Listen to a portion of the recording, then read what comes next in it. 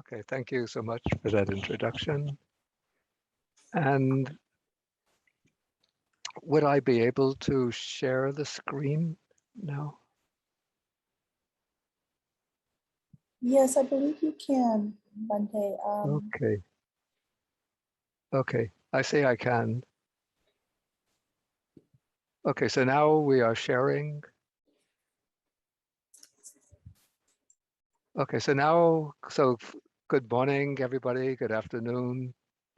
Good morning to some, good afternoon to others, good evening to others. Maybe somebody is here in the middle of the night, so good night to anybody who's here in the middle of the night. And welcome now to the continuation of our series of presentations on the Theravada Abhidharma system, which is based on the Abhidharmata Sangaha, which is a manual or a kind of summary of the Abhidharma system, presumably composed in Sri Lanka. The exact time or date is uncertain. It could be sometime in the 10th or 11th century. Okay, and so we're going to be continuing into chapter 7. How is I think I can increase the size. How is the size of the text? If you could increase it, Bante, a little bit more, that would be Okay. great. Let's see if we do full screen. How is this? It's a little smaller now, so we need it a little Smaller. Oh, yeah. whoops. That's 6,000 times too big.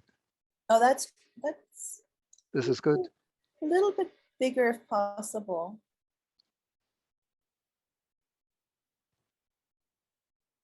That's great. Thank Okay. you. Yeah. But before we go into chapter 7, since chapter 7 is in a sense dependent on an understanding of the mental factors, the Chaitasikas, which were presented in chapter 2, I'm going to go into chapter 2 and do a short review just of the list of mental factors.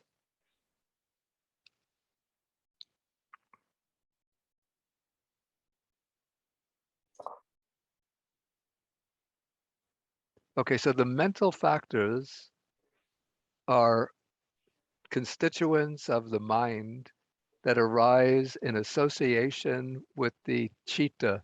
Citta is, we translate as mind or consciousness, and every state of mind, every occurrence of the mind is associated with or consists of a multiplicity of mental factors. And those mental factors are, in Pali, they're called the Chaitasikas, and these perform specific functions of mental activity. And it's the Chaitasikas that give the color to the citta. So we could say maybe the citta, to use a simile, is like a canvas, and the mental factors are like the paint that is used to paint over the canvas. And so the painting acquires its particular feature, character, depending upon the paints and the layout of the paints. And so the citta acquires its particular character through the mental factors. And the mental factors are divided into 3 broad classes: those which are ethically variable, those which are called beautiful, and those which are, I think, the ethically variable factors, then the unwholesome factors, and then the beautiful mental factors. So we start with the ethically variable factors. Altogether, there are 52 mental factors. The ethically variable are 13 in number, and these are divided into two subsets. 7 of them are called universals. These are factors present in every citta. They're essential factors of mental activity, indispensable for the functioning of the mind. These are contact, the contact of the mind with the object, a feeling, which in the Buddhist psychology doesn't mean emotion, but the felt quality of the experience as being either pleasant, painful, or neutral. So this is Vedana. Then Sanya, perception, or some translate ideation. So this is the function of mind by which one homes in on or picks up the features, the qualities, the characteristics of the object. The fourth is volition, chaitana, by which one relates to the object in some determinate way. Particularly, volition becomes important in active states of consciousness in which one is generating karma. Then what is called ekaggata, one-pointedness of mind, the mental function by reason of which the mind homes in on its object and takes a single object and focuses on that object in a kind of unified way. The mental life faculty, that faculty that gives life or vitality to the citta, and then attention, the quality or the function of turning the mind to a particular object. So these are universals, states or functions that are common to every citta, to every state of consciousness. Then there are certain factors, that are ethically variable, but they're called occasionals because they might be present, might be absent. There is first the pair vitaka and vichara, which is here translated initial application and sustained application. Sometimes they're translated initial thought and sustained thought, sometimes translated thought and examination. Then there's decision, energy. Then the fifth is piti, here translated zest. This is from an older translation. I don't particularly like that. Piti is more like a quality of delight or elation, a kind of bubbling joy. And then there's desire, which is not the same as craving, greed, or lust, but this is the desire to accomplish some purpose. So these are occasionals because they occur in some cittas and many cittas, but not in all of them. And together, these 13 factors are called ethically variables because if they occur in wholesome cittas, they become wholesome. If they occur in unwholesome cittas, they become unwholesome. If they occur in karmically indeterminate cittas, they become indeterminate. So they take on the ethical quality of the citta, the state of consciousness to which they belong, in which they occur. We're not really going to be overly concerned with these ethically variable factors when we come to chapter 7, but rather the focus is going to be on the next two groups. Here we have the unwholesome factors, of which there are 14 in the Theravada Abhidharma. So here we have 4 of them are considered unwholesome universals and that they're present in all unwholesome states of mind. So those 4 are delusion, which is the same as ignorance or avidya, and it's explained as lack of knowledge or mental blindness, which conceals the real nature of the object. Then comes ahirika and anotapa. These two always go together. Shamelessness means the lack of a sense of conscience. The sense of conscience is the internal quality that restrains one from engaging in misconduct. And when that is absent, then it is called shamelessness, the lack of a sense of internal moral restraint, the lack of moral restraint out of the in answering to the call of conscience. Its counterpart is here translated fearlessness of wrongdoing.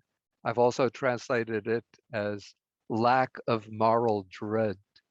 Moral dread is the factor that prevents one from engaging in misconduct from fear of the consequences, either fear of being criticized, found out and criticized by others, fear of punishment by the authorities, legal authorities, and fear of the karmic consequences of moral transgression. So when one doesn't have fear of the consequences, that is called lack of fear of wrongdoing or lack of moral dread. Then comes restlessness, a certain subtle agitation or disturbance of the mind, always present in unwholesome states of mind. So these four are present in all unwholesome states of mind. Then come the more specific factors, greed, which is also known as craving, lust, attachment, and so on, wrong view, a wrong understanding of things. In a way, wrong view is closely associated with delusion, but delusion is expressed more negatively as a lack of insight, lack of understanding. But when there's that lack of understanding, then one might formulate a wrong understanding, a misunderstanding, a distorted understanding, and that is wrong view. And then comes conceit, usually taking the form of thinking one is better or best, but also sometimes conceit can take the form of thinking I am equal or even I am inferior. So these three actually form a group which is called the greed group, because in the Theravada Abhidharma, wrong view and conceit are associated with greed. Okay, then comes a set of 1, 2, 3, 4, which are called the hatred group. So the base of this group is hatred, aversion, dislike, whether towards other people or towards circumstances and conditions, aversion, dislike, hatred, sometimes exploding in anger, sometimes simmering as resentment, sometimes appearing as annoyance or irritation. Okay, then from hatred arises envy. So this is when others are more successful or have better qualities than oneself, then one dislikes the fact that they are praised or superior to oneself. And so that then envy arises, rooted in that hatred. Then the next one, here it's translated as avarice, which maybe it's not specific enough. I would rather render this as miserliness or stinginess. So this is the unwillingness to share one's assets or one's possessions with others. So it's a hatred, or it springs from a hatred towards the idea of sharing, of giving. So it manifests as a form of selfishness. And then the next factor is translated here as worry, but I would rather translate this as regret. So this is a feeling of discomfort when one has done something wrong and one keeps on sort of blaming oneself for having done something wrong, feeling a kind of inner distress over the recognition of one's wrongdoing. So it's almost like a sense of guilt, and is considered to be rooted in hatred. Then comes two other states which often go together: sloth, which is, I would translate this or explain this as a kind of dullness or heaviness or cloudiness of the mind. And then torpor, which takes the form of a drowsiness, a mental sinking, not because one is truly sleepy, but this torpor arises even when one is in the middle of a day, when one has had a good night's sleep, but when the mind feels heavy and starts to get drowsy, that is torpor. And then the last of the unwholesome factors is doubt. So those are the 14 unwholesome mental factors. For details, you can go back and you could read the guide to each of these sections. Okay, then we come to the beautiful mental factors, and these are called beautiful rather than wholesome, because if you remember when we explained the classification of the chittas, we saw that the beautiful chittas could be either wholesome.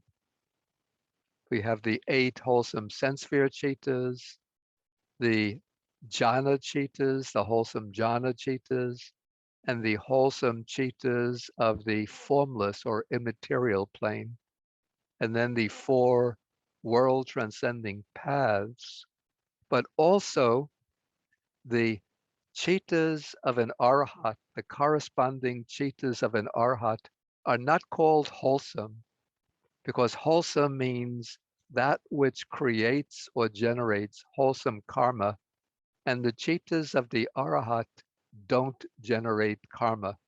So they're not called wholesome, but they're called kriya, mere functional chittas. But from a ordinary point of view, we would consider them to be excellent, wonderful, or ethically good chittas. And so they're beautiful, but not karmically wholesome. And similarly, many of the resultant chittas, the 8 beautiful, the 8 great resultants, the results of the jhana chittas, the results of the formless absorption chittas, and the 4 world transcending path chittas, those are resultant chittas, but because they have beautiful roots, they're called beautiful chittas, but they're the results of karma, not karmically wholesome. And so those are all beautiful but non-wholesome chittas. And so the mental factors that might be present in wholesome chittas or in beautiful resultants or in the beautiful functional chittas are the beautiful mental factors. And so we have 19 that are universal, present in all beautiful chittas.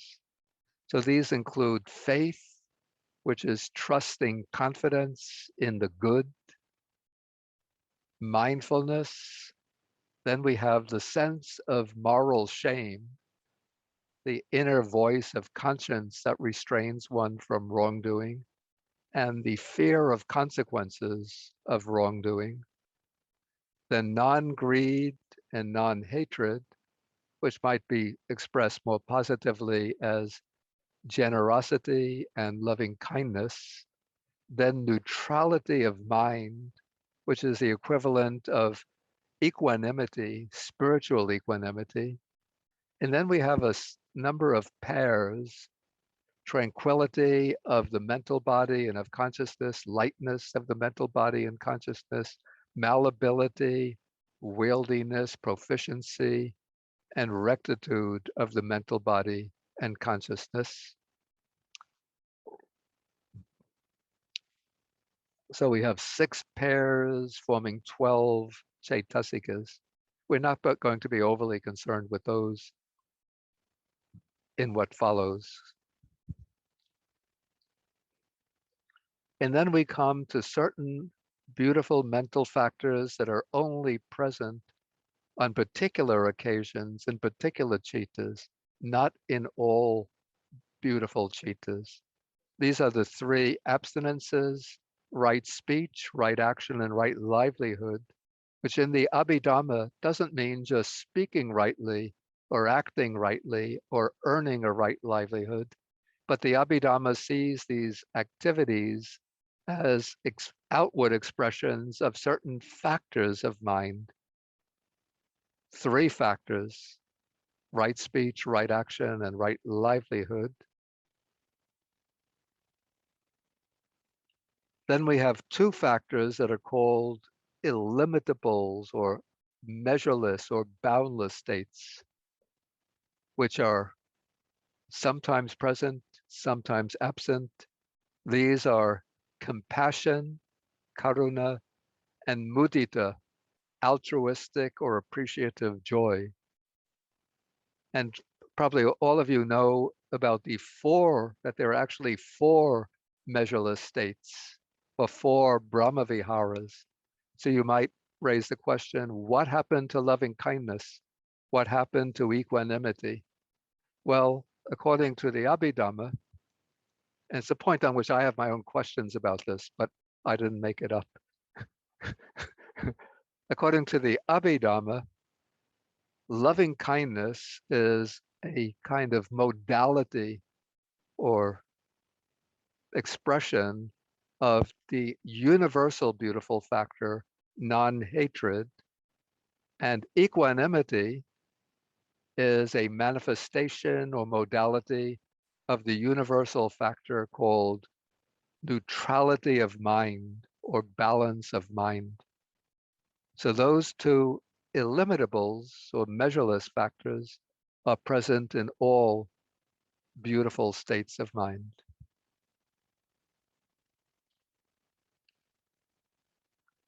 And then we have one more beautiful mental factor, which is here called non-delusion, but it's also called the panyindriya, the faculty of wisdom. So in other words, this is wisdom, the knowing and seeing things as they really are. And so we have 19 universal beautiful factors. Then we have the 3 abstinences, so that's 22. Then the 2 illimitables or measureless factors, so that makes 24. And then when we take in non-delusion, which is the faculty of wisdom, then we have 25 beautiful mental factors. Okay, so that is the review of the beautiful, of the mental factors, the Chaitasikas. I'm not going to take questions because this is just the background or preparation for the new material. And the new material now takes us into chapter 7. And let me blow it up.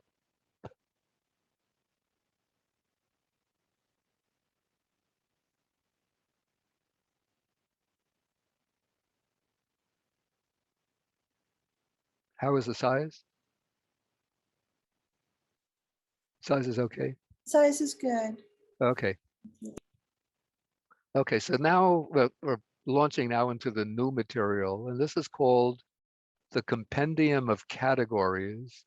And what this chapter does, so far in the previous chapters, what we've done is to take an overview of all of the factors of experience or the constituents of reality that are recognized and pinpointed and highlighted and systematized within the Theravada and Abhidharma system. So we had the chapter on Chitas, states of consciousness, chapters on the mental factors, then on the functions of Chitas, the cognitive process, the types of the way Chitas operate outside the cognitive process. And then the last time we did the overview of material phenomena. And so we've covered, the text speaks of the 72 kinds of entities. And so these 72 kinds of entities are Chitta, consciousness, which even though it's divided into 89 types, but because they are all just different types of Chitta, and so in itself, Chitta has just the same nature, the same function, which is the cognizing of an object. So it's counted as only one entity or one factor of experience. Then we have 52 Chaitasikas, which I just gave the overview of the Chaitasikas.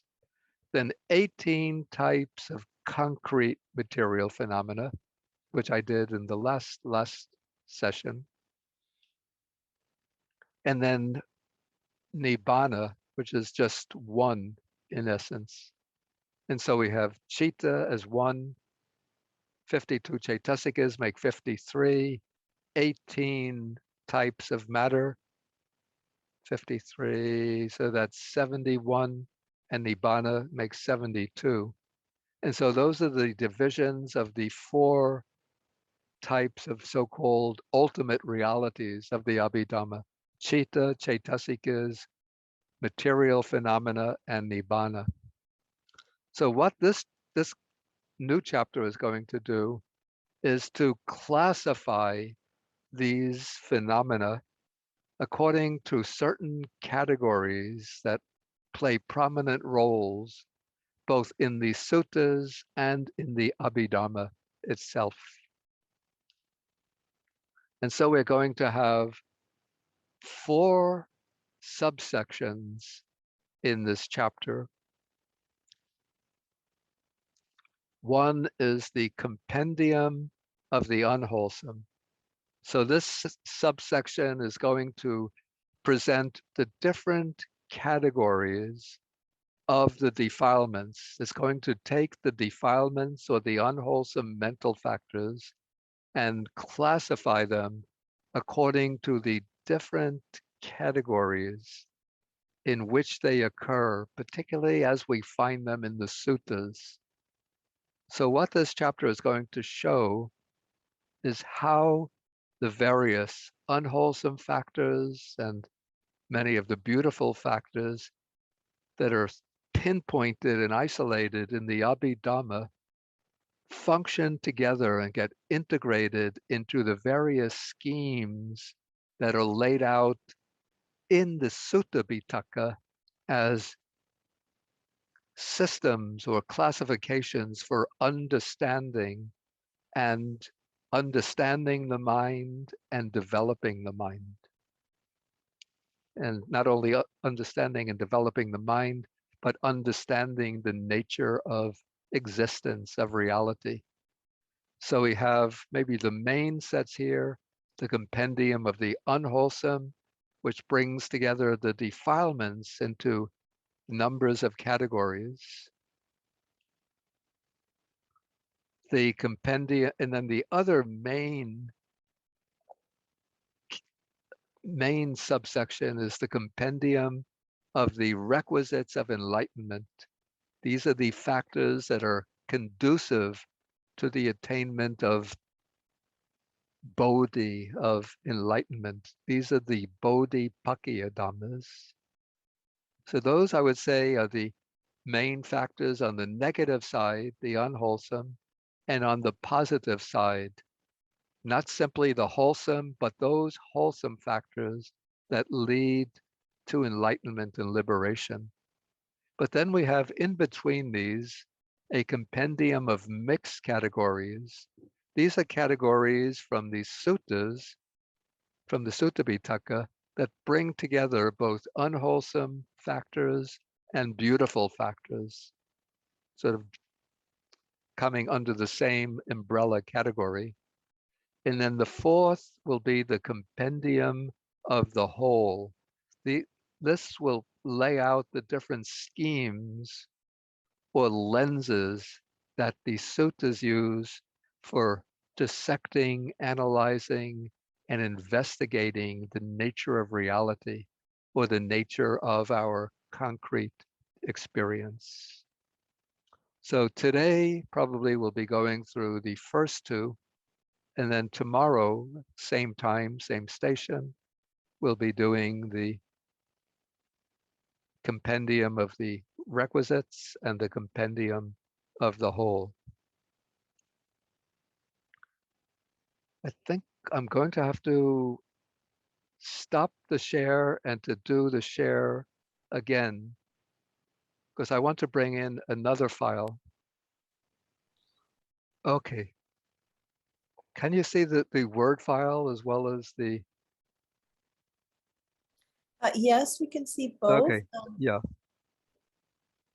Okay, I'm going to now...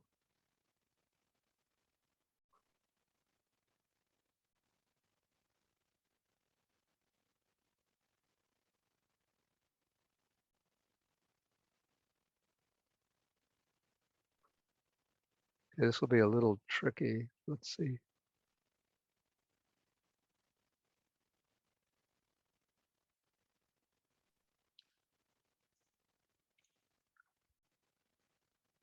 And let me increase the size. How is the size of the Word file? It could be a little bit bigger, Bhante. Okay. Thank you. That's good. Thank you.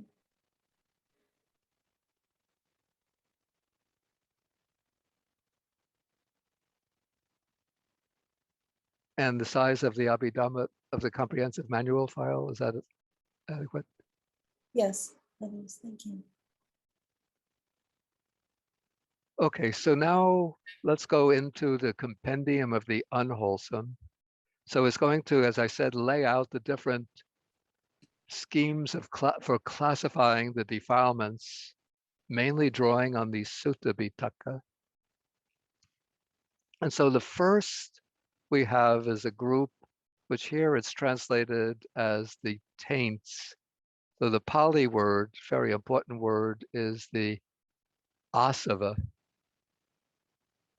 So in the suttas, we usually find three asavas: the taint of sensual desire, the taint of attachment to or craving for sentient existence, and the taint of ignorance.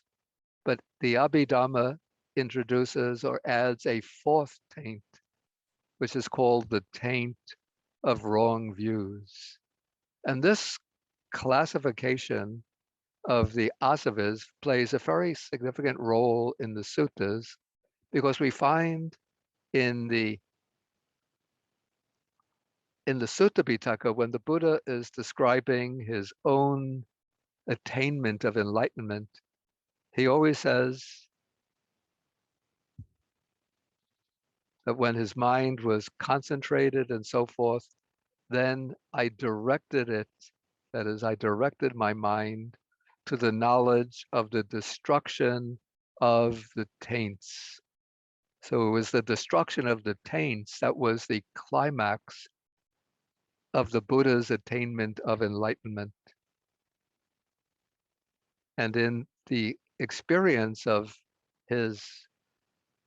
through his realization of the Four Noble Truths, then he says, when I knew and saw thus, my mind was liberated from the taint of sensuality or sensual desire, from the taint of craving for existence, and from the taint of ignorance. And so you could see that this particular scheme is sort of at the core, the crux of the Buddha's attainment of enlightenment. And also when the Buddha is describing the attainment of arhatship, he says that with the destruction of the taints, the disciple realizes for himself with direct knowledge the taintless liberation of mind, liberation by wisdom.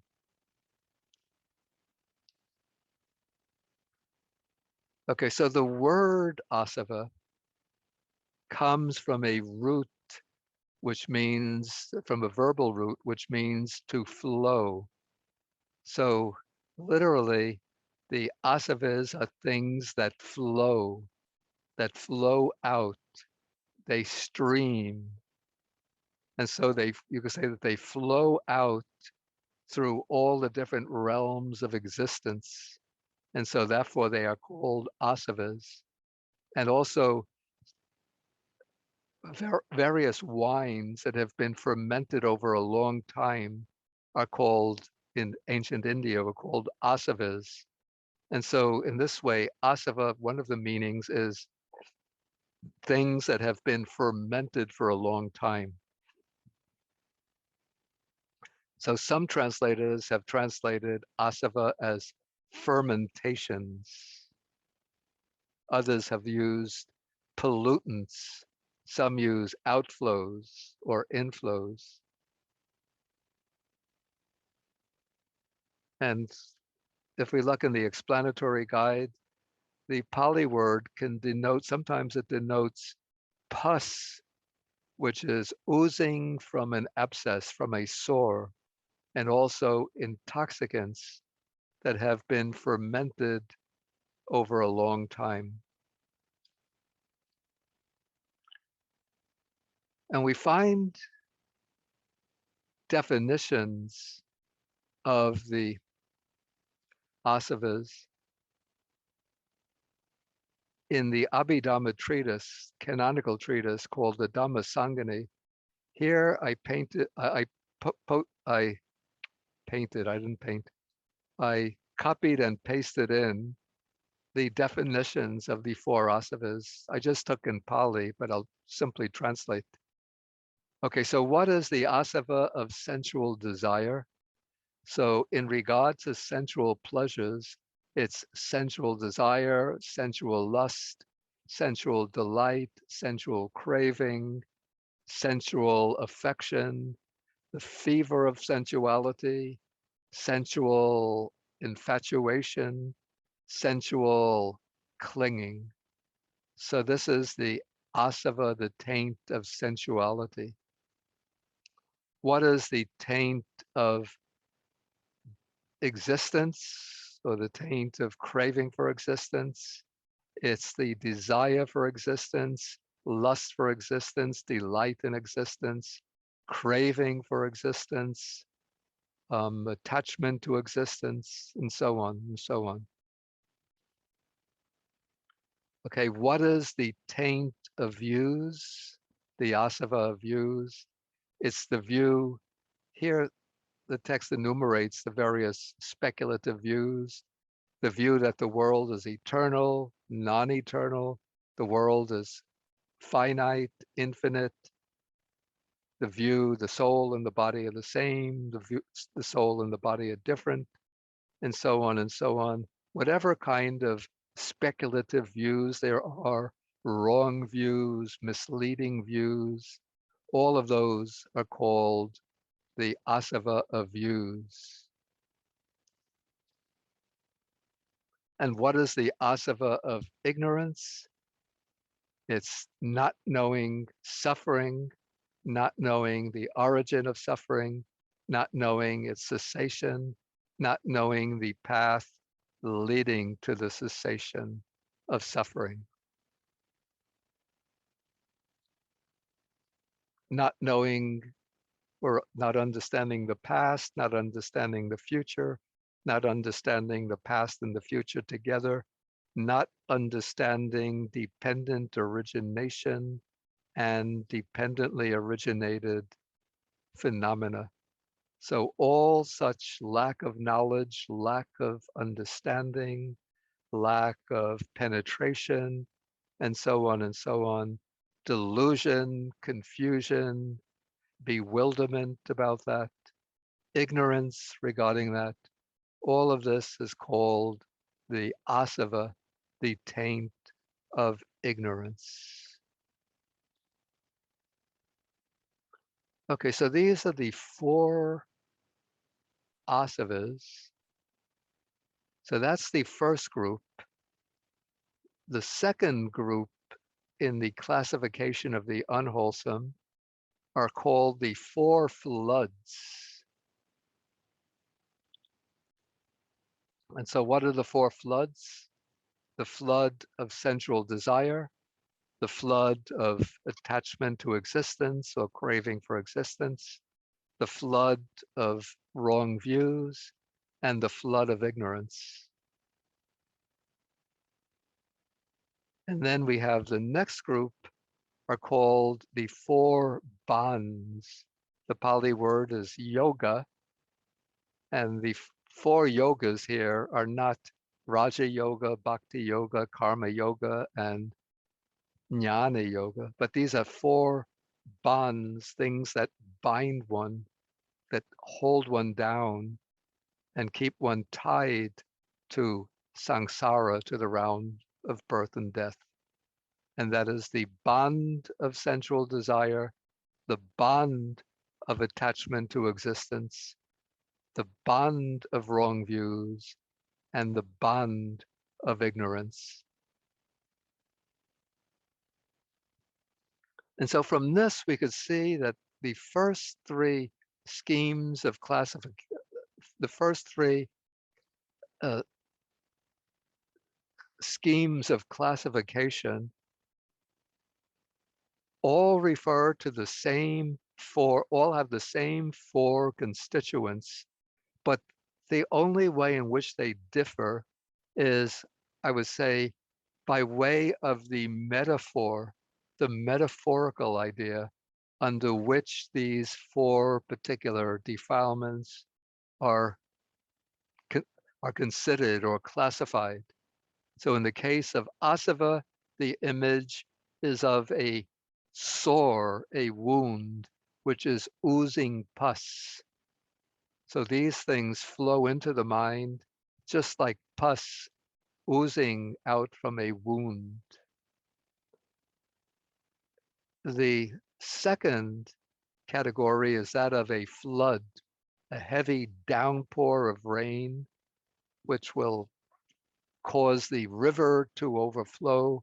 And then when the river overflows, then it will sweep away fields and houses. And I guess in ancient India, even today, it's a common experience during the monsoon season. And so the image of a flood would have been very conspicuous, had been very evident and clear to the ancient Indian way of imagination. And then the idea of a yoke, something that binds one down.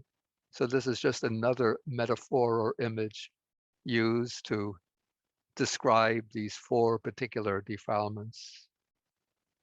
So this is the first set. Or the first 3 sets.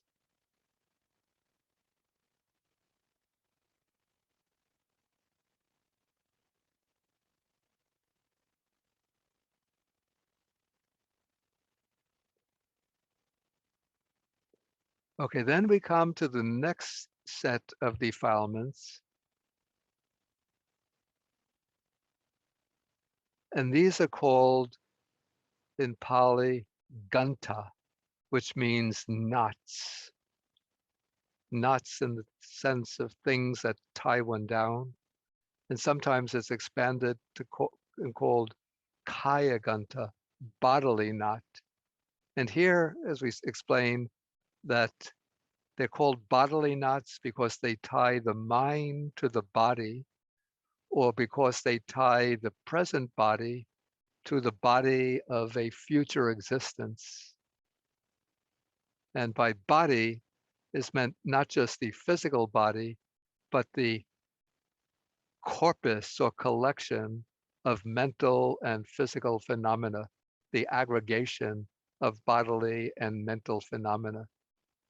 And so we have 4 bodily knots, which are mentioned as such in the suttas. So one of them is abhijja, which is translated as covetousness. The second is vyapado or vyapado, ill will. The third is called in Pali sila bhatta paramaso. Here it's translated the bodily knot of adherence to rites and ceremonies.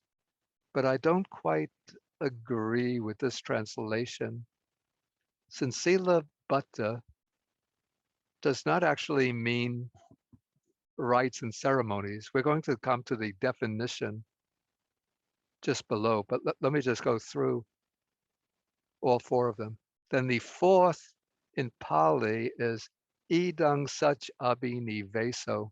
So idang means this, and sacha means truth, and abhinivesa is an adherence, a clinging, or here it's translated a dogmatic belief. So this knot, bodily knot, is the clinging to the idea, this alone, that is my view, my opinion, my view alone is the truth, and anything else is false.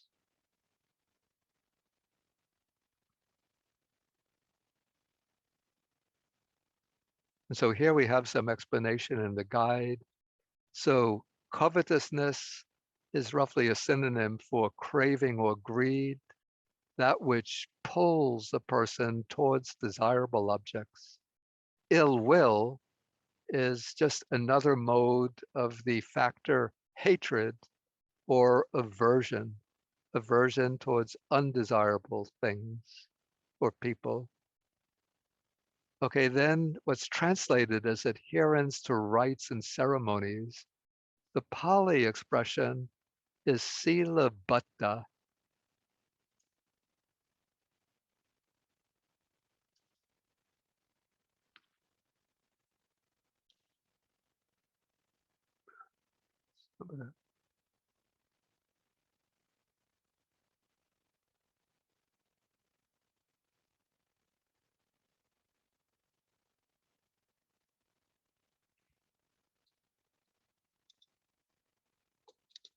It's a compound of sila plus vata. So sila has the meaning of good conduct, behavior, or good conduct.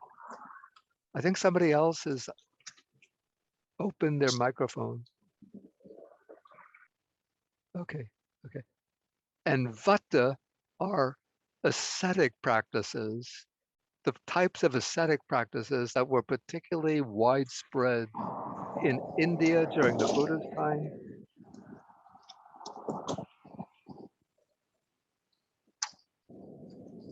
Yeah, I think we have to mute. Yes, Bante, I will try to Yeah, mute we're him. getting some noise. Sorry, I'm just trying to do that right now. Okay. Hmm.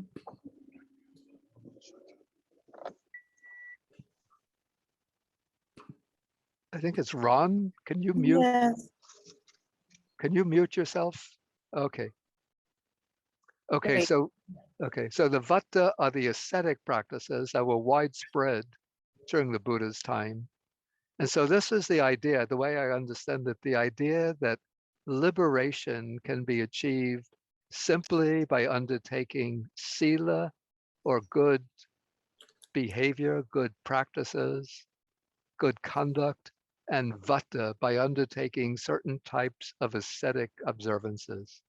So certainly sila is necessary for progress on the path and for liberation, but this is the view that merely by externally conforming to good standards of good conduct and by afflicting the body with various types of self-mortification and ascetic practices that one can gain liberation. So in the canonical Abhidharma text, the Dhammasangani, we have abhija defined as lust, passion, delight, the attachment of the mind, desire, infatuation, clinging, greed, and so on. And the bodily knot of ill will is described as there various types of aversion. And then Silabbata Paramasa is explained as the view of ascetics and Brahmins outside the Buddha's teaching that purification or liberation can be achieved just by good conduct, just by these ascetic observances, or by some combination of good behavior and observances. And then the fourth bodily knot, the adherence to the dogmatic belief this alone is truth, is the assertion that whatever view one holds, this alone is the truth. Anything else is false.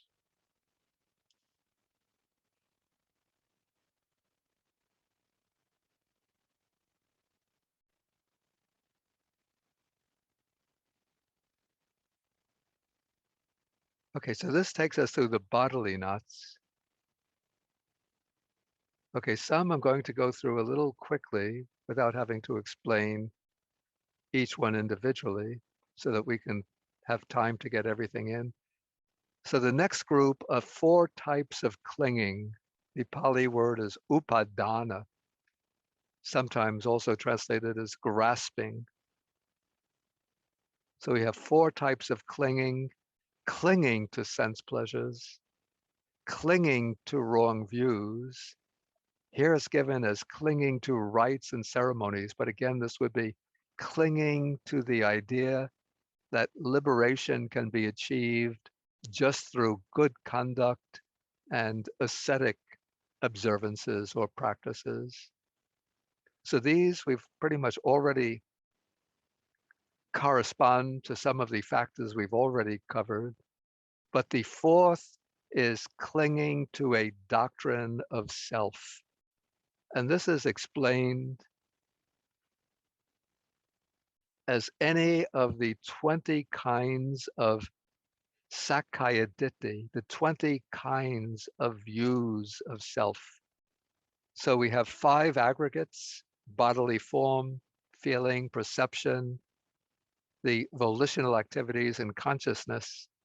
And in regard to each of those aggregates, one could hold the view that the aggregate itself is myself, or the view the self is different from the aggregate, but the self possesses the aggregate, or the view that the aggregate, like bodily form, is in the self. The self is vast, maybe infinite, and everything else is contained within the self. Or the view that the self exists within the aggregate, within or behind bodily form, feeling, perception, volitional activities, or consciousness. So we have 20 views of self, and they all revolve around the assertion of the reality, the existence of some kind of inherently existent self. So those are, all of them come under the category of the clinging to a doctrine of self. So those are the 4 types of clinging. And of these 4 types of clinging, as we'll see, the first is a mode or manifestation of the mental factor of greed, while the other 3 are all different modes of views. So the third is the view that we can gain liberation through good behavior and ascetic practices. The fourth is the view that there exists an inherent self. And then the second includes all other wrong views apart from those wrong views.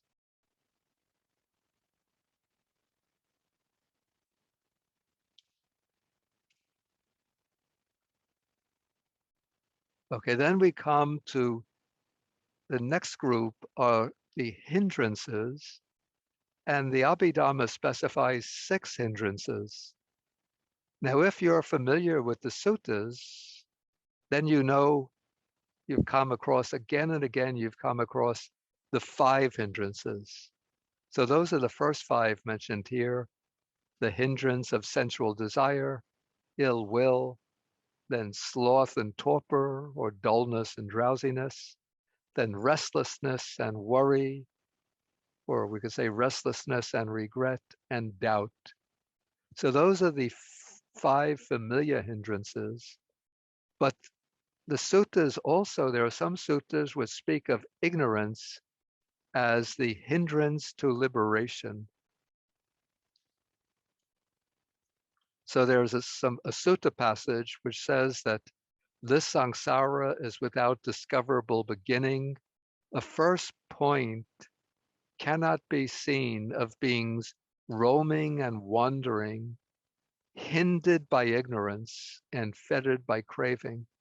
So because the text says hindered by ignorance, this makes ignorance the 6th hindrance. And so the first 5 are the hindrances to the attainment of samadhi, particularly the higher samadhi of the jhanas. And the 6th hindrance, ignorance, is the hindrance to the attainment of liberation, the attainment of nibbana.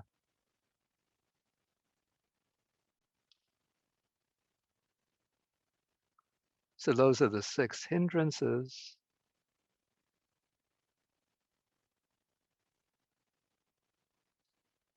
And when we look at the hindrances in terms of the Chaitasikas, we see that 2 of these hindrances group together 2 factors which are actually enumerated in the Abhidharma system as distinct hindrances. As distinct Chaitasikas. Sloth is one Chaitasika and torpor is another.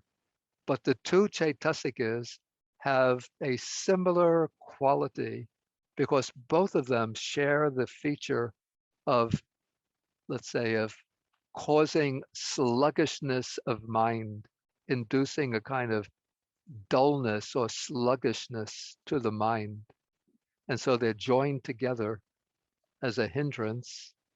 And again, with the 4th hindrance, we have uddhacca, or restlessness, and kukucca, regret or remorse or guilt.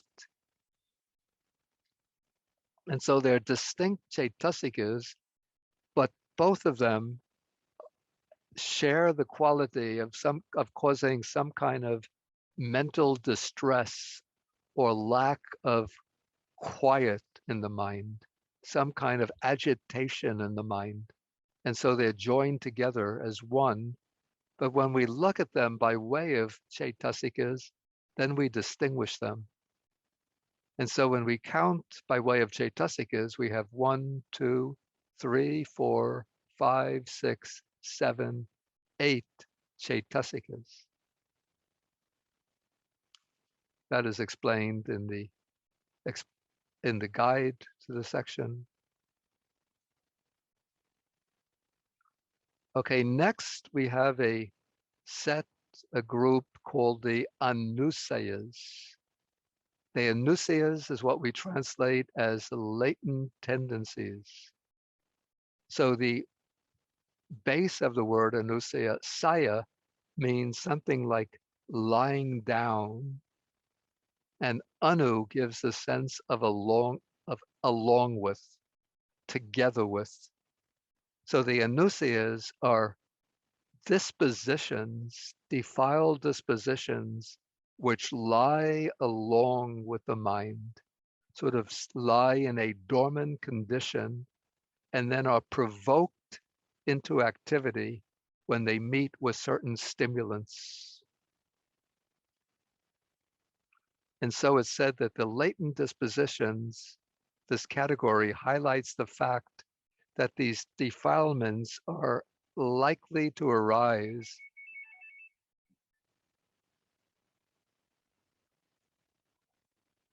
so long as they have not been eradicated by the world transcending paths.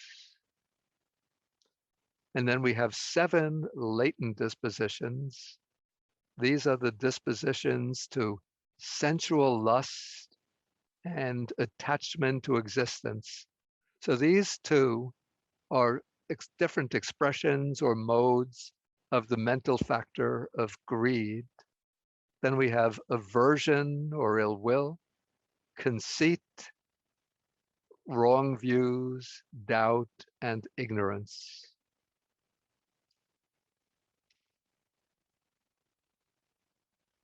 And so since 2 of these are different modes of the mental factor of greed, so altogether we have 6 chaitasikas, 6 mental factors, which are classified under the heading of anusia, latent dispositions or latent tendencies. Okay, then we come to 10 fetters.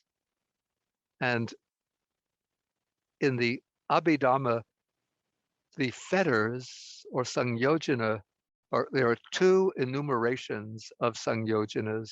One draws upon the suttas, the sutta method, and the other is distinct to the Abhidharma.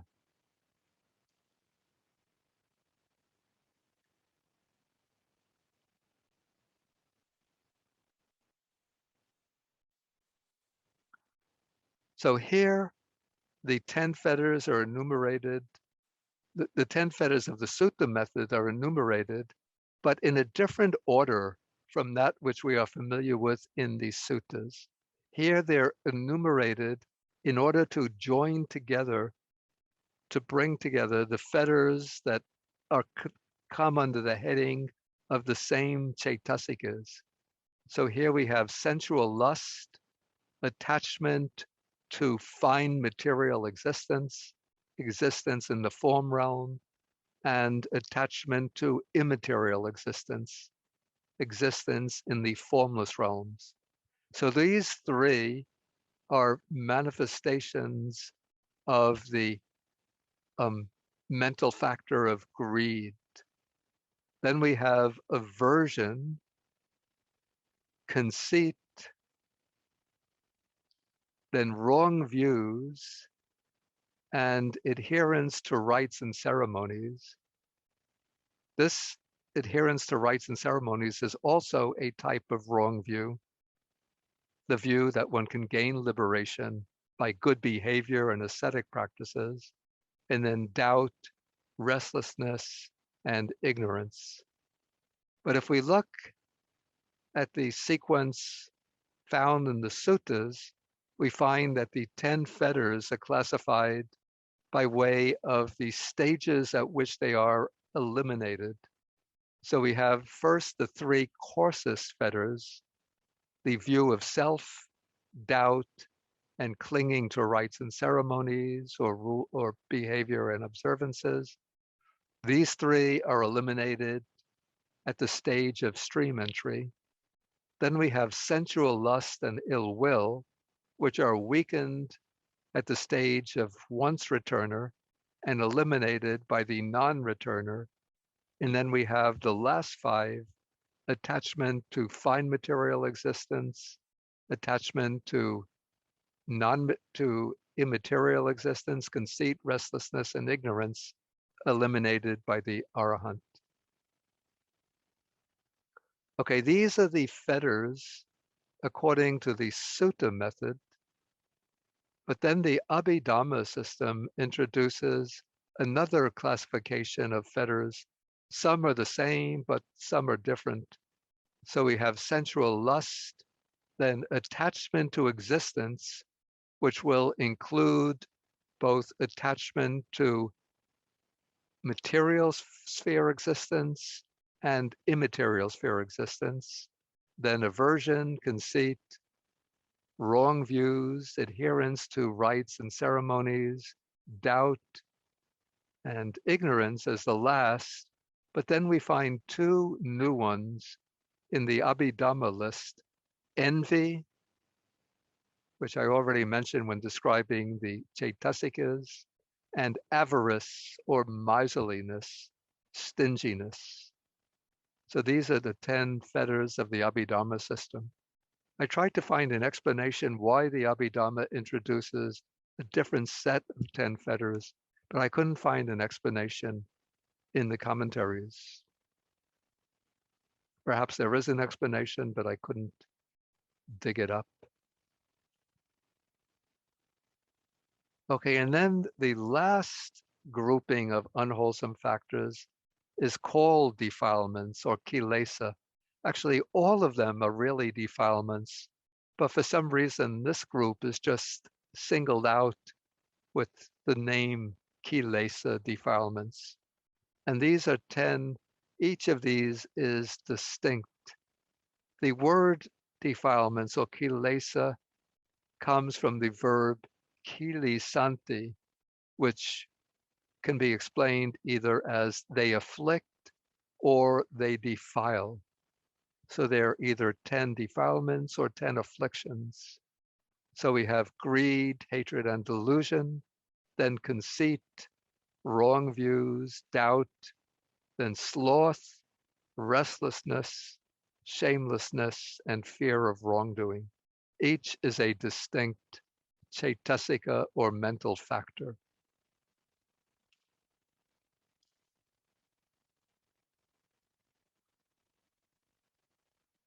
Okay, before I will take questions, but before we turn to questions, I want to take a look at this table, which shows how the different groups of defilements that have been mentioned are distributed by way of the mental factors, the chaitasikas.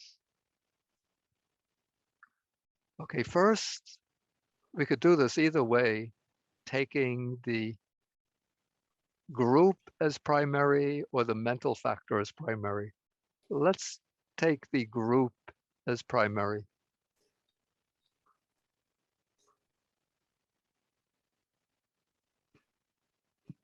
Okay, so first we take the taints. So we have 4 taints. So we have the taint of sensuality and the taint of craving for existence. Both of those are modes of greed. Then we have the taint of wrong view. So that comes under the mental factor of wrong view, and the taint of ignorance. So that is just a mode of the mental factor delusion. And the same applies to the floods and the bonds. So these 3 groups are just comprised of these 3 mental factors. Then we come to the 4 bodily knots. So we have the bodily knot of covetousness, which is the mental factor of greed, and the bodily of greed, the bodily knot of ill will, that is a mode of the mental factor hatred. Then we have the bodily knot of adherence to behavior and observances, and the bodily knot of the insistence, this alone is truth. Both of those are modes of the mental factor wrong view. Then we come to the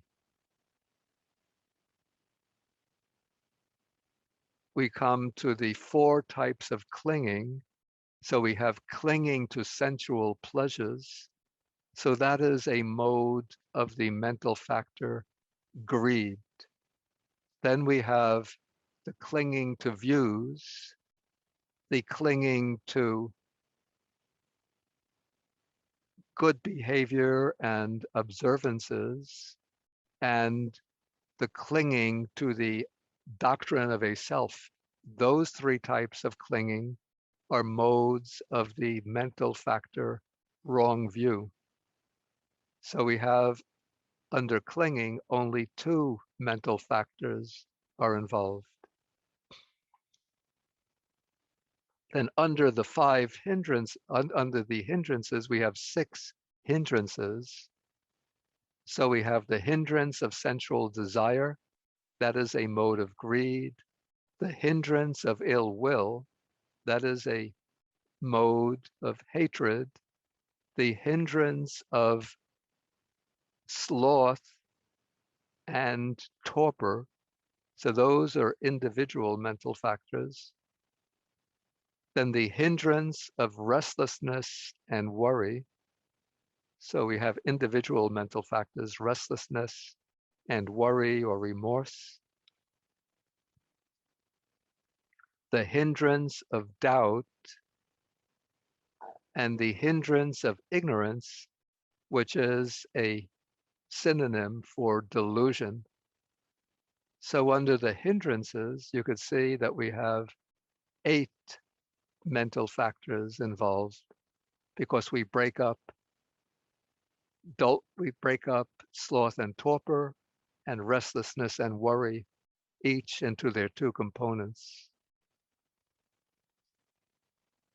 Then we have the dispositions or latent tendencies, the latent tendency of kamaraga, of lust for sensual pleasures, and the latent tendency of craving for existence. Those 2 are modes of greed. Then there's the latent tendency to ill will, or to aversion, that is a mode of hatred. The latent tendency, I have to look at the latent tendencies. Excuse me, my memory is not so good anymore.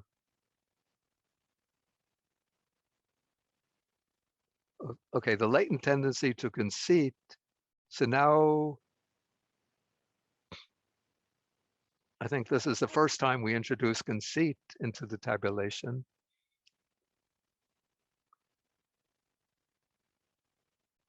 And the latent tendency to view, so that comes under wrong view. The latent tendency to doubt, so that is the mental factor of doubt, and the latent tendency to ignorance, that is the mental factor of delusion. And so under the latent tendencies, we get 6 mental factors involved, because attachment to sense pleasures and attachment to existence are both modes of greed. Then the fetters. Yeah, I think this here combines the 2 schemes so that altogether we get 9 mental factors involved. And then the defilements of the defilements, each of the defilements is a separate mental factor. And so in this way, when we look at the totals for the mental factors, we see amongst the different groups of defilements, greed occurs 9 times, wrong view occurs 8, delusion occurs 7. Then hatred occurs less often, 5, doubt occurs 4 times, conceit 3 times, restlessness 3 times, sloth twice, and then each of the other unwholesome factors, each occurs only once.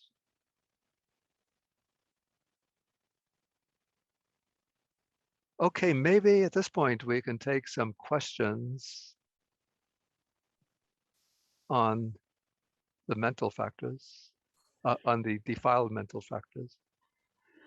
Yes, Bhante. There are 3 sets of questions here. The first one, just in your review of the universals, would it be correct in saying that the universal Chaitasikas are expansion of the list of the 5 skandhas? Let's see. Certainly feeling, of course, rupa, the bodily form, is not a Chaitasika.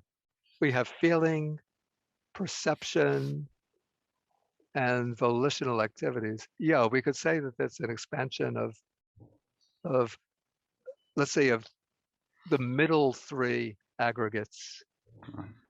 because feeling forms one Chaitasika, perception is one Chaitasika, and then the other universals come within the broad category of the Sankhara, the aggregate of the Sankharas.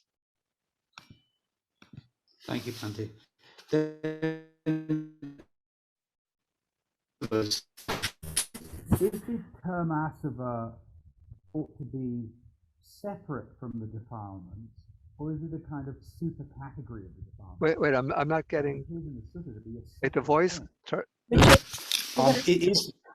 Sorry, Bhante, it's because my internet's not so strong.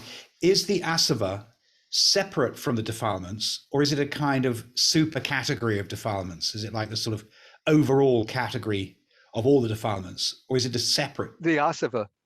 No, the Asavas are just one subset under the broad category of the defilements or unwholesome states. But why are they separated out by the Buddha in the suttas in such a fashion? They appear to be very important. Yeah, like sort of, I would like say probably my speculation is that it is especially those three factors, the sutta scheme of the Asavas: sensual desire, attachment to existence, and ignorance. I would say that those are the primary defilements that lie at the root of samsaric existence. Both sensual the asava of sensuality, and the asava of attachment to existence. Those are two, say, manifestations of craving. And of course, then there's ignorance. So the three sutta asavas are virtually the same as craving and ignorance, which are the roots of samsaric existence.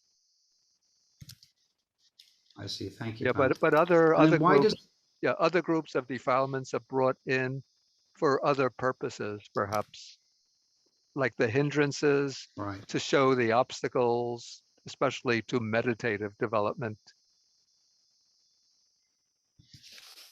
I see. Thank you. So why does the Abhidharma add a fourth Asava? Why would it do that, since they're so clearly listed in the suttas? It seems strange. That's a good question. I don't know the answer, but I could come up with a conjecture. Okay, my conjecture would be that it's the views are what emerge from a kind of marriage of ignorance and craving, and the views serve as a kind of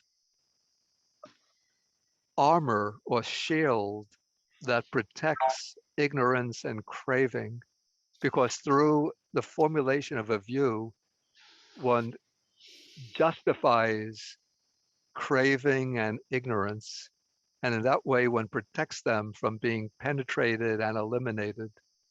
So my speculation would be that is the reason why view has been added as an asava.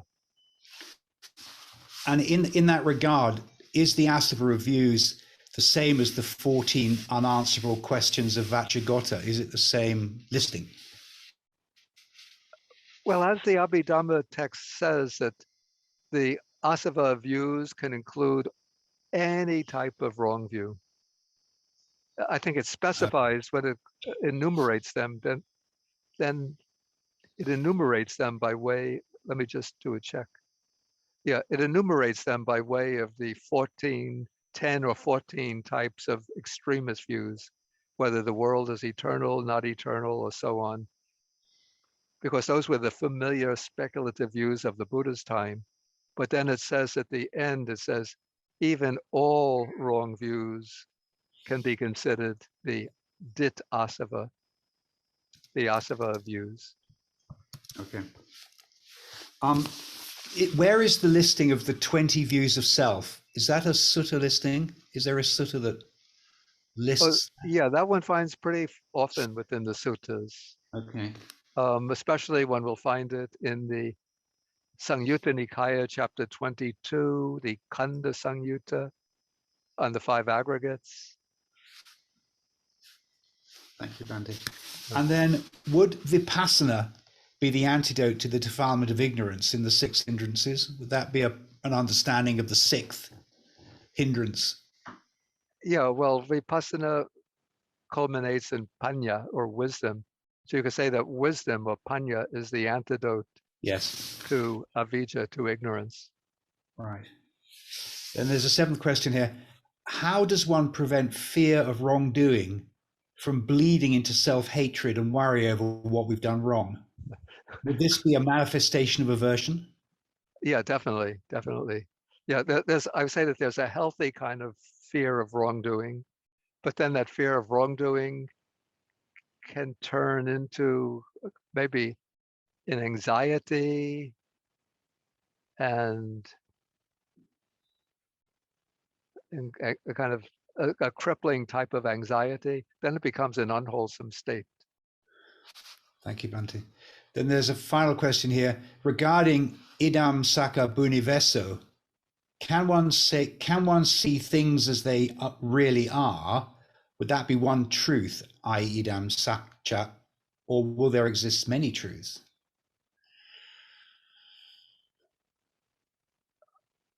Say again, I didn't quite catch. I know the question is regarding idam satcha buniveso.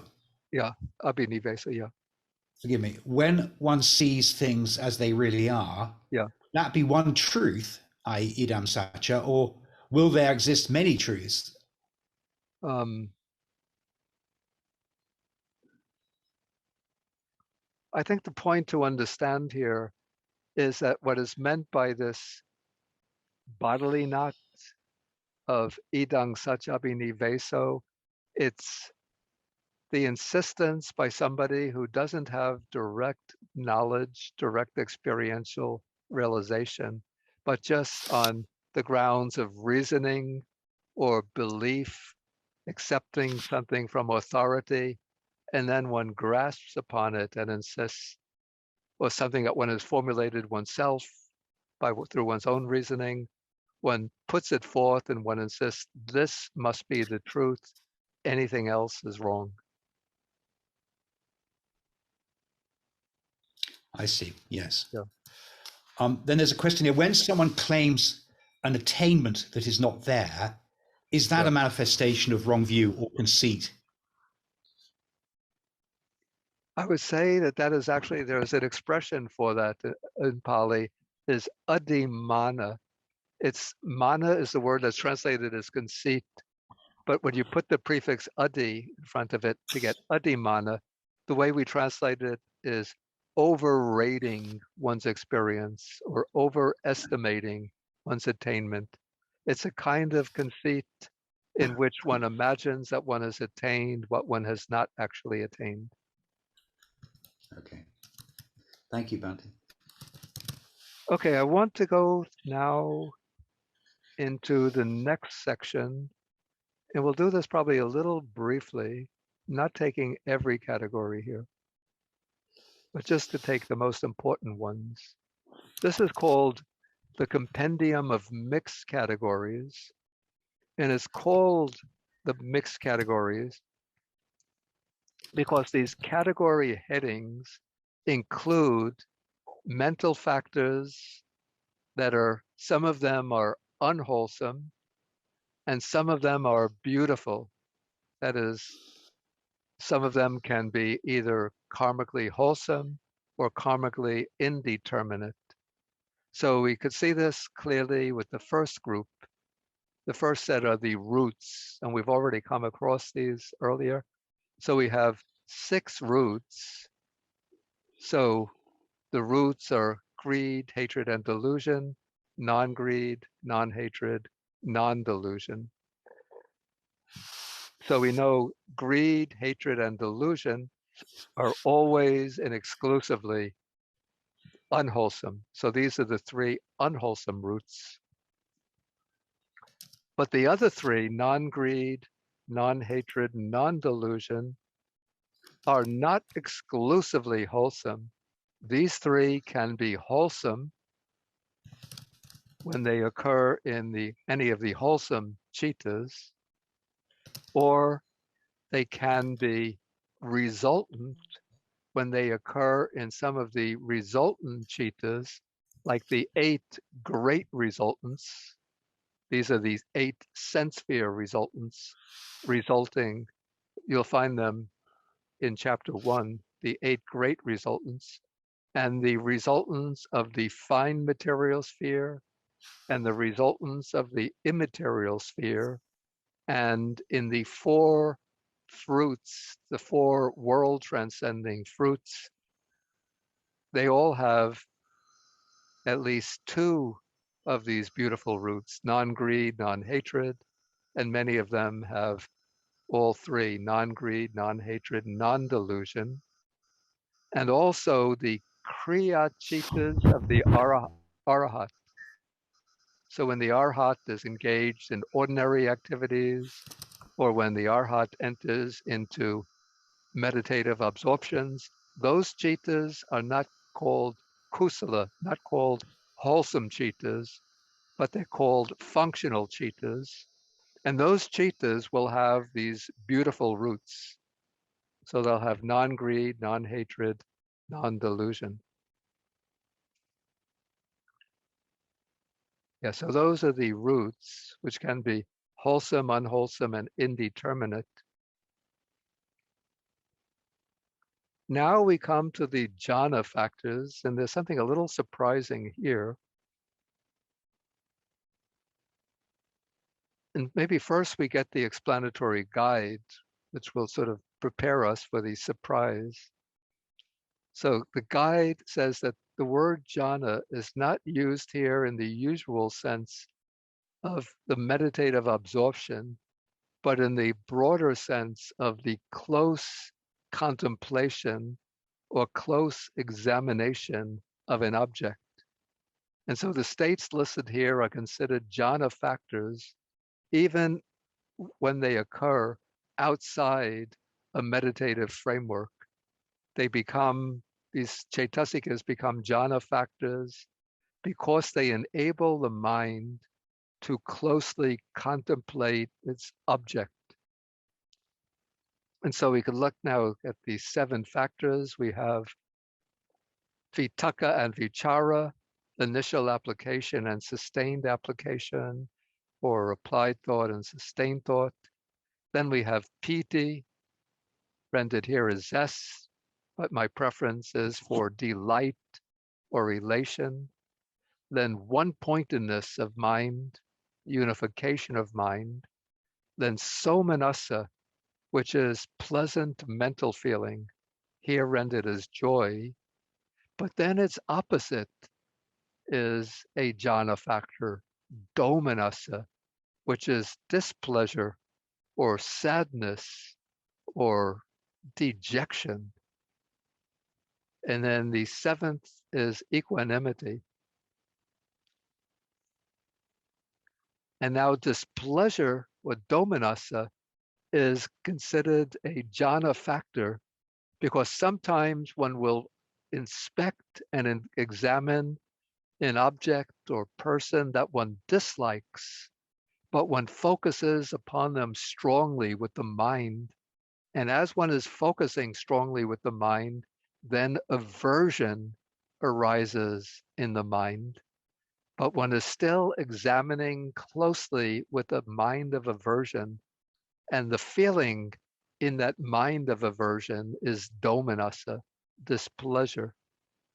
And so displeasure is exclusively unwholesome, and it occurs only in the 2 chittas connected with aversion or ill will, whereas the other 6 can be wholesome or unwholesome or indeterminate, depending on the citta in which they occur.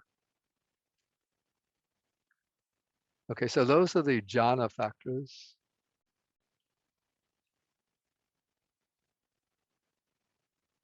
Then come the path factors. And now we know, of course, the Noble Eightfold Path, in which we have 8 factors. But let's look at the explanation, at the guide. So here, the word path is used in the sense of that which leads to a particular destination, that is a particular destination of rebirth. And so the destination might be the happy or fortunate states of existence, or it could be the, what's called here, the woeful states. These would be the bad states of rebirth, the unfortunate realms of existence, or it could be the ultimate liberation, nibbana.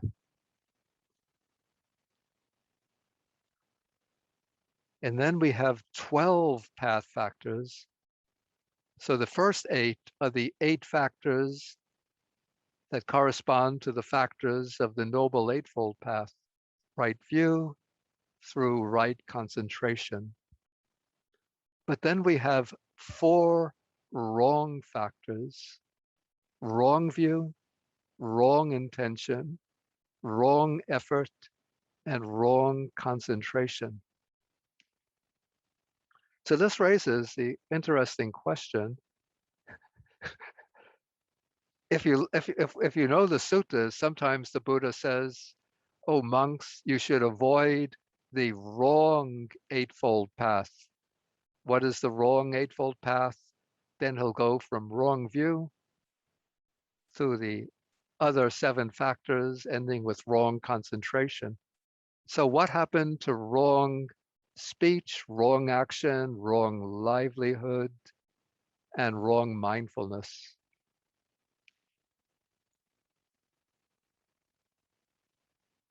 Okay, so here's the explanatory guide saying that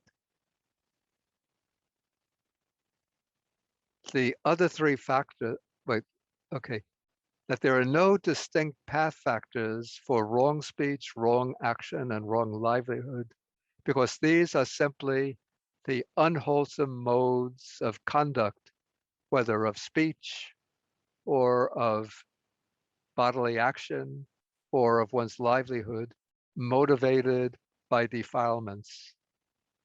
And then the guide says there is no factor of wrong mindfulness, since mindfulness is an exclusively beautiful mental factor, which is absent in the unwholesome chittas. So this is the explanation that comes from the Abhidharma commentaries. I have to say, sometimes there are points on which I disagree.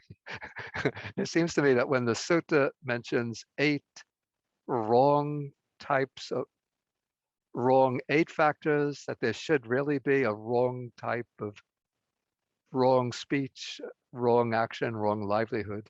And if you're going to make right speech, right action, right livelihood separate mental factors, they should have made wrong speech, wrong action, wrong livelihood separate mental factors. And it also seems to me that mindfulness could also operate in bad ways, not only in beautiful or wholesome ways. My classic example is that of the assassin who's commissioned to assassinate the head of state.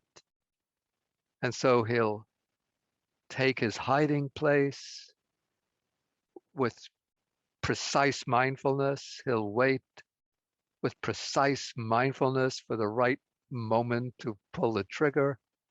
He'll aim with extremely precise mindfulness, pull the trigger with extreme mindfulness, and make his escape with the right mindfulness. Oh, I'm sorry, with precise mindfulness. So I don't see how you could say that he's lacking in mindfulness. But anyway, my job is not to espouse my own opinions, but to describe what the Theravada Abhidharma says.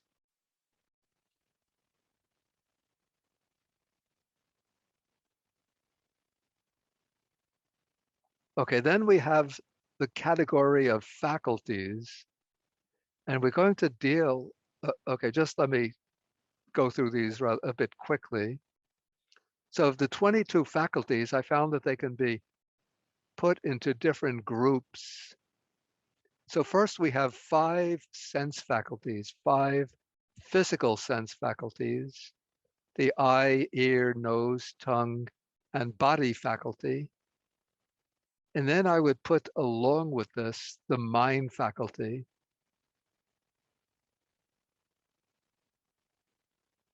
Because in the suttas, usually when the Buddha speaks about the restraint of the sense faculties, he'll mention all 6 faculties together.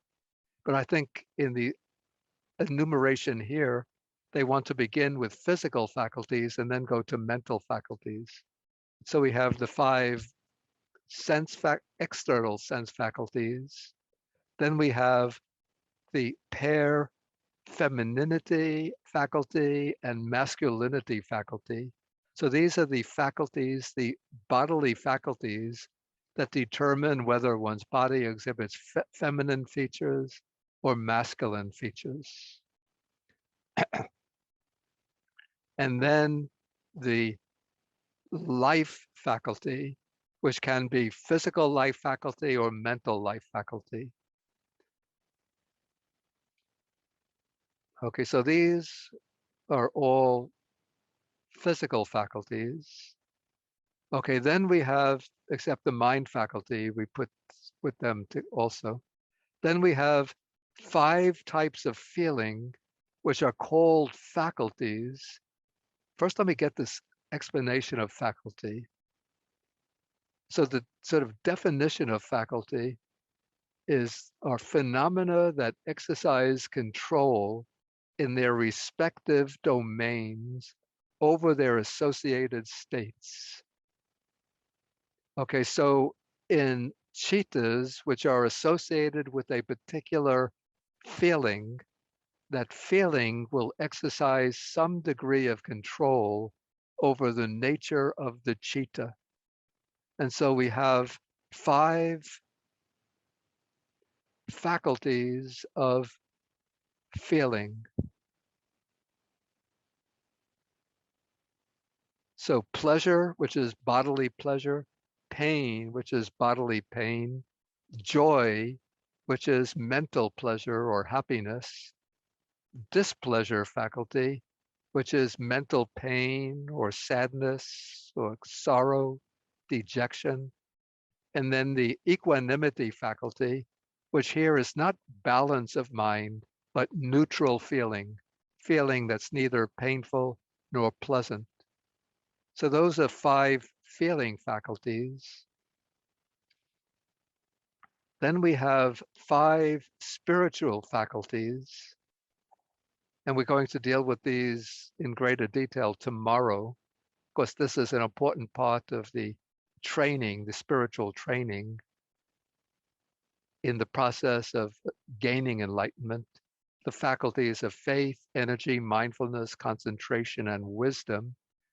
And then we have 3 special subdivisions of the wisdom faculty, or 3 modes in which wisdom can operate. And I think we have some explanation of them here down below.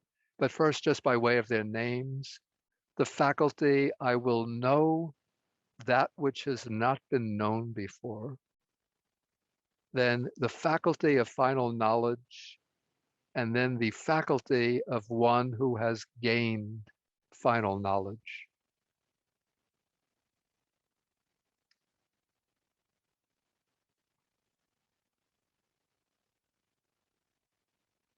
So these will be explained at 22. So let's just jump down to 22.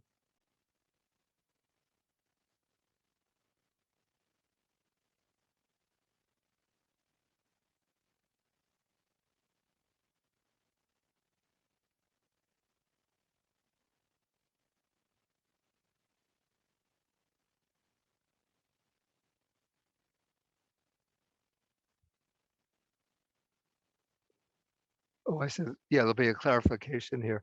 So the faculty, I will know the unknown. This is the knowledge of the path of stream entry, because this knowledge takes the form, it's not verbally expressed, but the sort of intention or motivation in the path of stream entry is to know the 4 noble truths that have never been directly known before, or to know the unconditioned nibbana, which has never been known before. So the faculty I will know the unknown is the knowledge of the path of stream entry. The faculty of one who has final knowledge, this is the knowledge in the intermediate stages.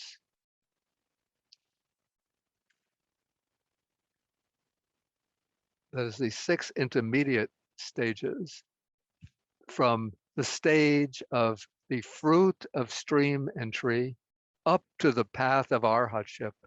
The faculty possessed by anyone in that intermediate stage up to the attainment of arhatship is the faculty of final knowledge.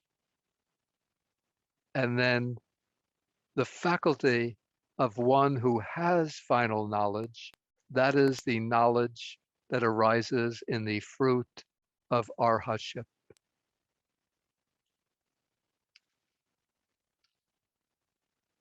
Okay, so that takes us through the 22 faculties. Then we have 9 powers. You could just read this for yourself, because I want to leave some more time for questions. But I want to deal with the 4 predominants. These are 4 factors. They're called predominants because they dominate the mind and the other mental factors in undertaking and accomplishing difficult or important tasks.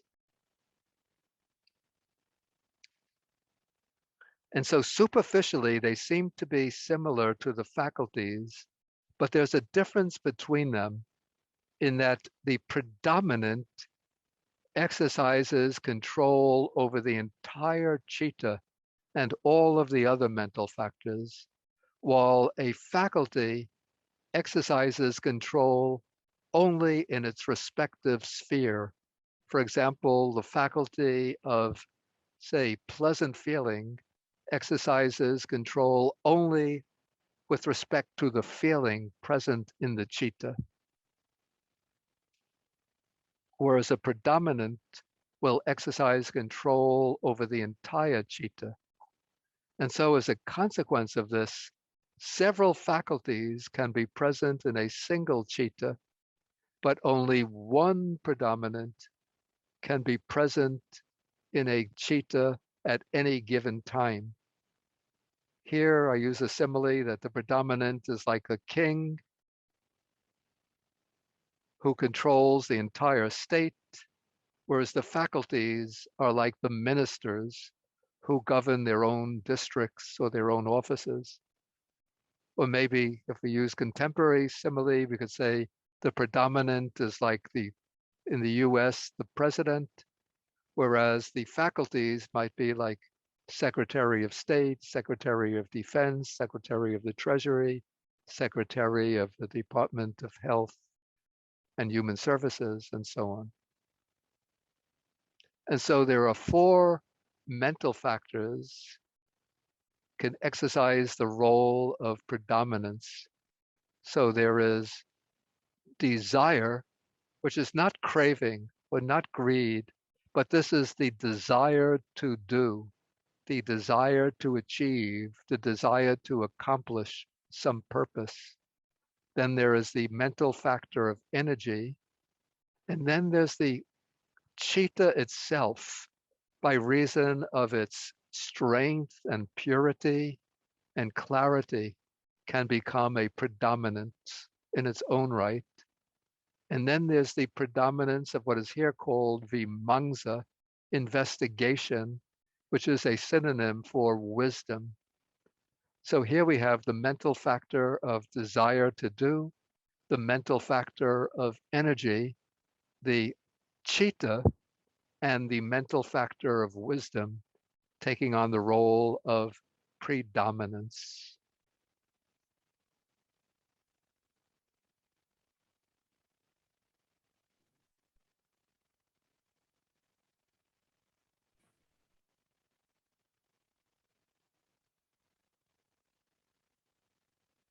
Okay, the next mixed category is that of called the four nutriments, four ahara. Now in English, I think pretty much the word nutriment almost is identified with the food that we eat. 斷食、觸食、思量食、 Somebody is talking while the class is going on. Please don't talk. Okay. Okay. So in the suttas mention four types of nutriments. And here in Pali, the word nutriment takes on the meaning of that which sustains something else by acting as a strong supporting condition. So we have four nutriments mentioned even in the suttas. Edible food, which is the sustaining condition, supporting condition for the physical body. Contact, which is the supporting condition for feeling, the special condition for feeling. Then mental volition, which is said to be the supporting condition for rebirth in the three realms of existence, because it's volition that creates karma and karma that produces rebirth. And then the fourth nutriment is consciousness, because consciousness is what sustains the entire complex of nama rupa, the mental and physical organism. Then according to the Abhidharma method of explanation, edible food sustains all the material phenomena that originate in the body. And then the other three nutriments, contact, volition, and consciousness, are the nutriments sustaining all of their associated mental and material phenomena. And then edible food is karmically indeterminate. It's not wholesome, not unwholesome, but indeterminate. Whereas the three mental nutrients, contact, volition, and consciousness, can be unwholesome, wholesome, or indeterminate. There are various classifications here, but I think we'll use this time maybe to take questions from the mixed categories or any remaining questions about the defilements. Thank you, Bhante. There's a one from about the defilements. What is the purpose of categorizing the defilements as separate categories instead of just understanding them as the mental factors to be overcome, the 14 mental factors to be overcome? Why are they separated in that way into different categories? Yeah, that's an interesting question. And it seems that this indicates the difference between the sutta approach and the Abhidharma approach. So in the suttas, we have to remember the Buddha is not laying out an abstract philosophical or psychological system, but he is giving discourses to people intending to illuminate their minds about the nature of the problems and obstacles they face in their cultivation, in their progress along the path to liberation, and to show, what has to be done to overcome those obstacles. And so to make the teaching meaningful to the listeners, the Buddha will, first of all, he uses sort of metaphorical ideas to group these defilements together. As I explained earlier, we have the image of pus flowing out from a wound for Aseva, a flood sweeping away a village for the same states, the yoke binding somebody and holding them down, a knot holding the body, an obstacle or a hindrance preventing one from progressing, tendencies that lie along in sleep, fetters that hold one in bondage again. Yeah, so these are sort of metaphorical images which will have a strong impact on the mind of the listener, maybe a stronger impact than just listing, giving a list of defilements. And also, I would say, that even though it might be the same defilement included in different groups, but the different groups indicate the different modes in which those defilements function. For example, the Asavas would be the mode of sort of oozing into the mind and then carrying the mind along through the cycle of repeated birth and death. Whereas the image of the hindrance would be the image of something that has to be overcome and passed through to gain the higher states of consciousness and liberation. Or the idea of anusia, something lying latent, conveys the idea that this is something, it's not enough just to be temporarily freed from these defilements, but one has to recognize that they can be lying sort of treacherously deep and hidden within the mind. You have to bring them to the surface and uproot them. Yeah, so I think that should deal with. Then there's a question about jhana factors. A little confusing. Surely the jhanas, the investigation ceases after the first jhana. So why would examination be a jhana factor? Yeah, well, these are factors that are present, that might be present in any of the jhanas, as well as in non-jhanic states. According to the Abhidharma system, even in non-jhanic states, when one is closely contemplating or examining an object. So even though, well, look, Vitakka Vichara sees in the second jhana, Piti will seize in the third jhana, but still it's included as a jhana factor. Somanassa will seize in the fourth jhana, but it's still included as a jhana factor. So any factor that occurs either in the jhanas or in states of mind in which one is closely contemplating an object is classified as a jhana factor.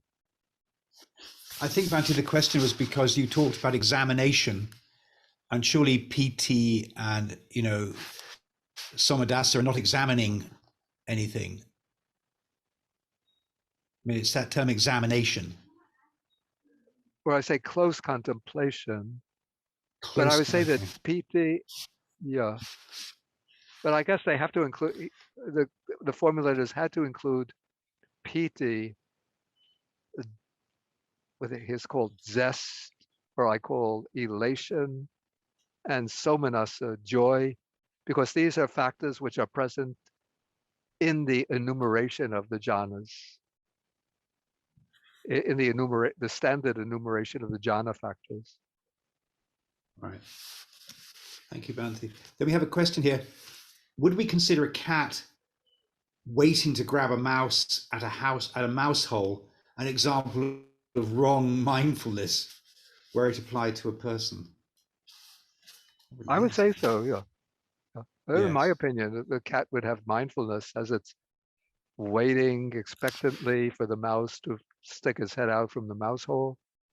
And also I would say, like, the cat, as it's examining the little crack waiting for the mouse to come out, it will have some of these jhana factors. It's closely contemplating the whole. So it will have vitakka, vichara, maybe not yet piti. It'll have a certain degree of one-pointedness, and probably the feeling will be that of neutrality. So it could have upekkha. Yeah. So without wishing to get you into controversy, but nonetheless, in terms of the modern treatment of mindfulness, in sort of mindfulness-based stress reduction, all these sorts of modern techniques, would this be a criticism that they don't separate right mindfulness from wrong mindfulness? Mindfulness is considered an end in itself. I wouldn't say that they're confusing right mindfulness with wrong mindfulness. Of course, I mean, I don't have direct experience with mindfulness-based stress reduction, But I'd say that probably the way that the teachers are applying mindfulness there, it will be like mindfulness being used for good purposes. It's not because they're not using the Buddhist framework of liberation, but maybe not even using the Buddhist system of aspiring for a higher rebirth.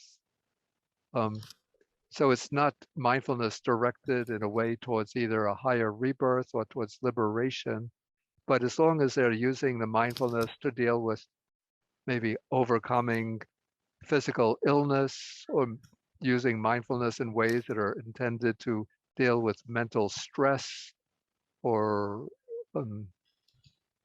mental conflicts, it would seem to me to be a wholesome application of mindfulness. So I don't intend with this to be making a criticism of mindfulness-based stress reduction. Thank you, Bhante. That's all the questions. In fact, we've just come to midday, so I'm going to hand you back to Wangmo. Thank you again, Bhante, for this morning's beautiful exposition on Chapter 7. And we will continue tomorrow at 10 o'clock to midday Pacific Standard Time. That is Sunday. So hopefully you will continue to join with us. And we will be sending out the recordings in about a week from now, both Saturday and Sunday. So with this, we want to express our gratitude and thanks to Venerable Bhikkhu Bodhi for sharing your energy, your wisdom, and guiding us through this Abhidharma manual. Thank you, Bhante.